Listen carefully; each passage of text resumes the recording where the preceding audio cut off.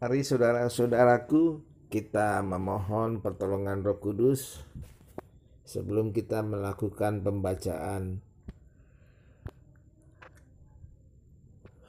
firman Tuhan di hari Rabu ini, dan kita melanjutkan aktivitas kita. Kita berdoa. Kami bersyukur dan berterima kasih ya Tuhan, di hari ini kami diberi hidup, ada napas yang Tuhan berikan, dan kami mau berkarya pada hari ini Tuhan dalam kehidupan kami, aktivitas dan kegiatan kami. Biarlah kami mampu memaknai bahwa kami adalah anak-anak Allah, ahli waris janji Allah, supaya kami dalam kehidupan ini memuliakan nama-Mu. Dalam nama Yesus kami telah berdoa. Amin. Saudara-saudara, renungan pagi kali ini Rabu 21 Juli 2021 bertajuk Ahli Waris Janji Allah. Teks bacaan diambil dari surat Roma 8 ayat 17. Terjemahan baru Lembaga Alkitab Indonesia menuliskannya demikian. Dan jika kita adalah anak, maka kita juga adalah ahli waris. Maksudnya, orang-orang yang hendak menerima janji Allah, ia akan menerimanya bersama-sama dengan Kristus, yaitu jika kita menderita bersama-sama dengan Dia, supaya kita juga dipermuliakan bersama-sama dengan Dia. Saudara-saudara, Rasul Paulus memakai perihal anak, istilah anak, untuk melukiskan hubungan baru orang percaya dengan Allah. Dalam budaya Romawi, anak yang diangkat akan kehilangan semua haknya dalam keluarga lamanya dan memperoleh hak yang baru dalam keluarga barunya. Dia menjadi ahli waris penuh atas harta warisan keluarga barunya. Demikian halnya dengan orang Kristen. Kita mendapat hak istimewa dan tanggung jawab sebagai anak-anak Allah dalam keluarga Allah. Salah satu hak istimewa adalah kita dipimpin oleh Roh Kudus. Kita mungkin tidak selalu merasa seperti menjadi milik Allah, tetapi Roh Kudus adalah saksi kita. Kehadirannya dalam diri kita mengingatkan kita tentang siapa kita sebenarnya dan mendorong semangat kita dengan kasih Allah.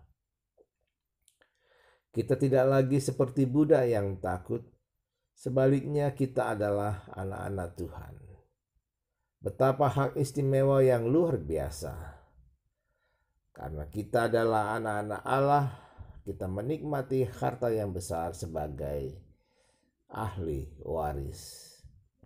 Allah telah memberi kita karunia terbaik, dan lewat Roh Kudus pengampunan dan kehidupan yang kekal. Dan Tuhan mendorong kita untuk meminta kepadanya apa yang kita butuhkan. Ada harga yang harus ditanggung untuk mereka yang mengidentifikasikan diri dengan Yesus, bersama dengan menjadi ahli waris janji-janji Allah. Paulus menyebutnya penderitaan yang harus dihadapi orang-orang Kristen. Penderitaan yang seperti apa yang ditanggung? Saudara-saudara, di abad pertama ada penganiayaan secara ekonomi dan sosial. Dan sebagian orang-orang Kristen bahkan menghadapi maut. Kita pun harus membayar harga untuk mengikuti Yesus. Misalnya di belahan dunia saat ini, umat Kristen menghadapi tekanan-tekanan yang sama beratnya seperti yang dihadapi para pengikut Tuhan mula-mula. Saudara-saudaraku yang dikasihi Tuhan, sekalipun demikian, tidak ada penderitaan kita yang dapat dibandingkan dengan harga yang luar biasa yang dibayar Yesus untuk menyelamatkan kita. Pengorbanan Yesus untuk mengangkat kita sebagai anak-anak Allah yang menjadikannya ahli waris bagi setiap janji Allah. Namun sebagai ahli waris yang menerima janji Allah, bagaimana kita setia hidup dalam kebenaran Allah? Kepada kita telah diberitahukan cara hidup sebagai anak-anak Allah, pewaris janji-janji Allah. Seseorang yang meninggalkan keluarganya, saya ulangi, seseorang yang meninggalkan keluarga lamanya dan hidup menjadi keluarga yang baru, yang mengangkatnya sebagai anak dan ahli waris, tentu harus mengikuti aturan dan kebiasaan dalam kehidupan keluarga barunya. Kita telah ditebus Yesus Kristus dari kegelapan kepada terang, dari manusia lama menjadi manusia yang baru. Hal yang harus kita lakukan adalah setia hidup dalam terang dan setia menjalani hidup sebagai manusia yang baru. Saudara-saudaraku, dalam kehidupan kita sebagai manusia yang baru, konsistensi sebagai pengikut Kristus, sebagai ahli waris kerajaan Allah, mesti kita diuji berbagai hal dalam pengalaman pergumulan hidup kita. Karena itu nikmatilah setiap pergumulan hidup yang Tuhan berikan. Disitulah kita diuji sebagai anak-anak Allah, ahli waris janji Allah. Karena Tuhan menolong, menopang, menguatkan, dan menyertai kita.